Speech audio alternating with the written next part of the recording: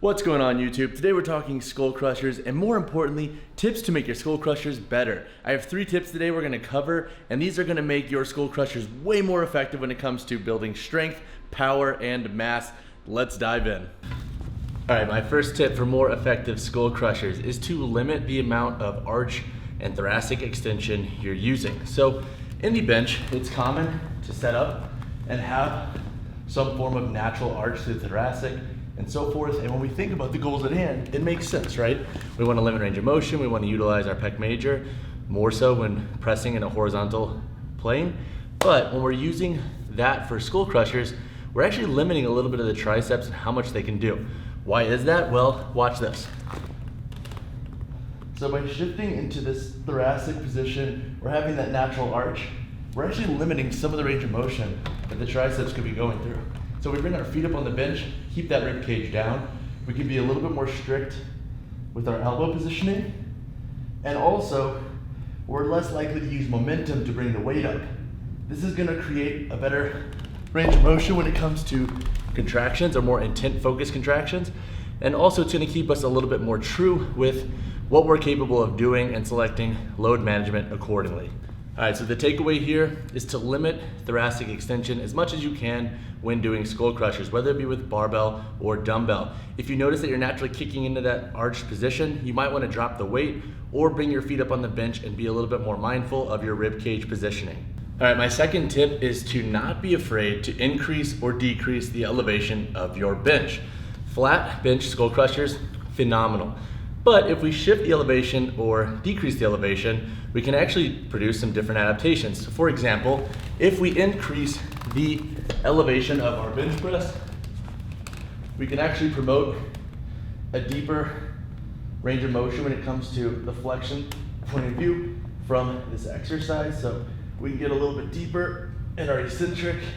And this can be useful for folks who have the goal of time under tension and really optimizing how much they're loading and stretching eccentrically with the triceps. So one reason I like to decrease the elevation of the bench is because we're gonna need a little bit more serratus activity. So similar to a dumbbell pullover, the only difference is that we're gonna be isometrically contracting and holding that position while the dumbbells are moving backwards. So as we go through that flexion, we are gonna be fighting to hold this position with the elbow, with the serratus anterior, the lats and so forth, to lock that positioning in. So if your goal is kind of splitting the load and targeting the serratus and so forth to isometrically contract, decreasing the elevation in a skull crusher could be a great variation to do so. All right, my final tip is to create more intent-focused contractions.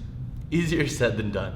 But essentially what I mean is that when we are moving through flexion and extension of the elbow, being very mindful of our positioning and what the triceps are actually doing. So let's look at an example. At the top, we're gonna shift our elbows back slightly. Why do we do this? This is gonna promote more tension on the triceps versus being perfectly stacked. Here, there's not a whole lot of work going on by the triceps. So if we angle the elbows back, we're gonna get a little bit more work at lockout. Now, as we lower the dumbbells down, pay attention to what the triceps are doing. Are they actively engaged, or are you just kind of relaxing on the elbow joints? We want those triceps to always be engaged. And then as we come back up through the contraction, locking out and actually squeezing the triceps.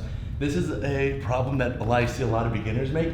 They just kind of move through this range of motion and never really focus on the goal at hand.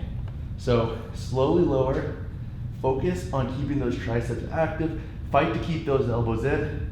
Then, as you bring up the contraction and the dumbbells, lock out and squeeze the triceps. These 3 tiny, subtle little form tips will go a long way when it comes to creating strong tricep contractions in these skull crushers.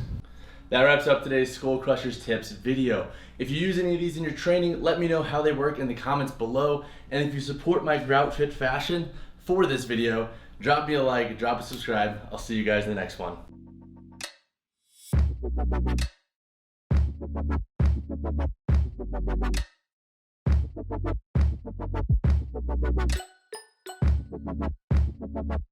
Thank you.